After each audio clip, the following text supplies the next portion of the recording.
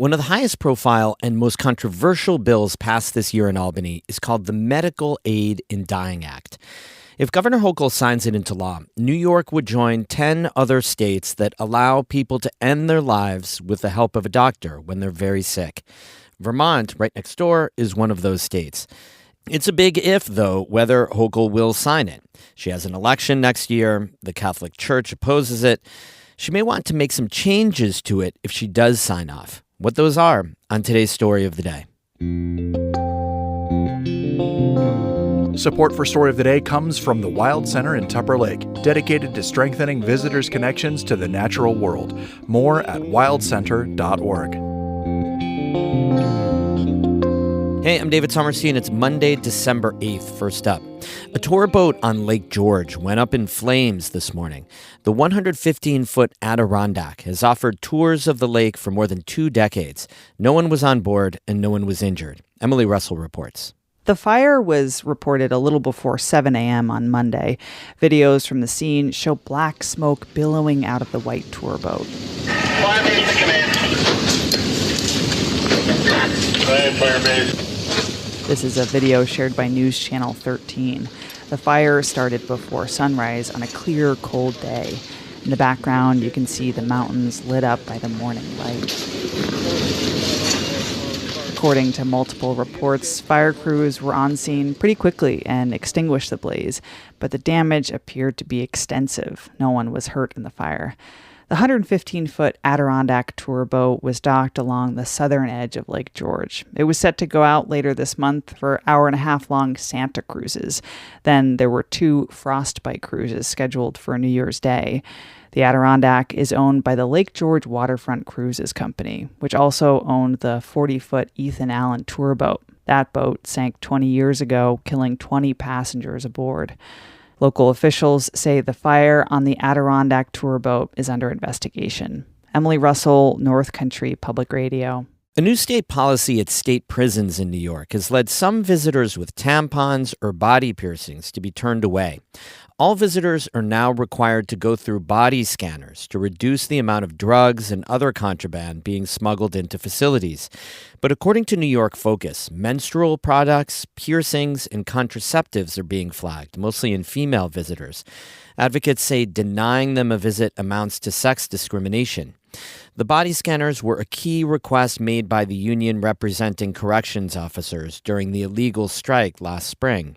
The state did not respond to a request for data showing whether the use of body scanners has actually reduced the amount of contraband in prison. The North Country is set to receive about $5.5 million in grants from the Northern Border Regional Commission. As Amy Feiereisel reports, they include big investments in childcare, rural health, and local business opportunities. Funding from the Northern Border Regional Commission is unique because it funds specific projects that often are not eligible for existing state and federal grant programs. In this round, 11 projects across northern New York were awarded. The biggest ticket items were around $1 million each. They include money for SUNY Canton to build a 15,000-square-foot child care center on its campus, for the Saranac Central School District to expand early childhood education services across Clinton and Essex counties, and for Paul Smith's College to launch a new training program to prepare veterans for careers in logging and forestry. The Hudson Headwaters Health Network was awarded $850,000 to build a dental clinic in Ticonderoga, and the St. Lawrence County Industrial Development Agency got $500,000 to develop a pilot processing operation at the new graphite mine in Gouverneur. It's among a handful of pilot projects across the country that would be the first graphite mining operation in the U.S. since the 1950s. The Northern Border Regional Commission was created by Congress back in 2008. It's a federal-state partnership meant to spur community and economic development in New York, Vermont, New Hampshire, and northern Maine. In 2024, the NBRC was reauthorized for another 5 years. But since taking office, President Donald Trump has proposed eliminating the entity entirely as a savings measure. That seems to be a rare point of dissension between him and Republican Congresswoman Elise Stefanik, who celebrated this recent round of funding, calling it, quote, one of her top priorities in Congress. Amy Feiereisel, North Country Public Radio.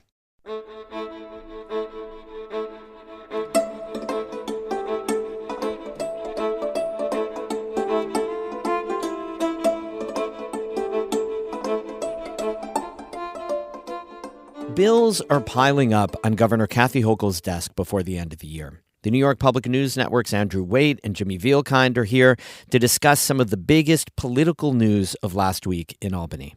One of the highest profile bills, which we've talked about, is the Medical Aid in Dying Act, which would legalize physician-assisted death. What's the latest there? There were some changes this week, right? Yeah, I reported this week that the governor has proposed several new provisions that she wants to see added to that bill in order to win her signature. So according to people familiar with the matter, she's pushing for a residency requirement, meaning only New York residents could avail themselves of life-ending drugs. She wants a 7-day waiting period. And she also wants to require that people videotape their request for life-ending drugs so that the video can be part of permanent medical records. Advocates aren't too happy about this. I spoke with Corinne Carey, who's the senior campaign director for Compassion and Choices. That's the main group that's campaigning for this measure. Carey said that the requirement doesn't exist, that videotape requirement doesn't exist in any of the 11 other states where this is already legal. But she's hopeful that Hochul will get to a place with the leaders of the Assembly and the Senate so where she can sign the bill, even if there have to be some cleanup amendments or chapter amendments. But I am truly grateful that the governor's office is engaging with this bill in good faith. And I really do trust that the three sides will come to the right decisions. You know, opponents say basically that the amendments don't change their underlying problem with the bill. Here's how Bob Bellafiore, a spokesperson for the New York State Catholic Conference, put it. Chapter amendments are basically deck chairs on the Titanic. They don't change the fundamental truth that this bill would sanction suicide. So both sides are holding vigils outside Hochul's offices. They're really kind of taking this down to the wire. So is she going to sign it? That's really the big question. You know, the governor has a policy of not really talking about how she's going to act on bills. But the fact that she's proposing amendments, you know, I could see it as I'm trying to find a way to get to yes. Or it could also be I'm going to put these demands on the table that I know just can't be met. So it's really difficult to say. My colleague Bernadette Hogan from New York One asked Hochul about this in New York on Thursday. So Hochul didn't confirm or deny our reporting on what's on the table. But she did say this. This is a very challenging moral question for individuals.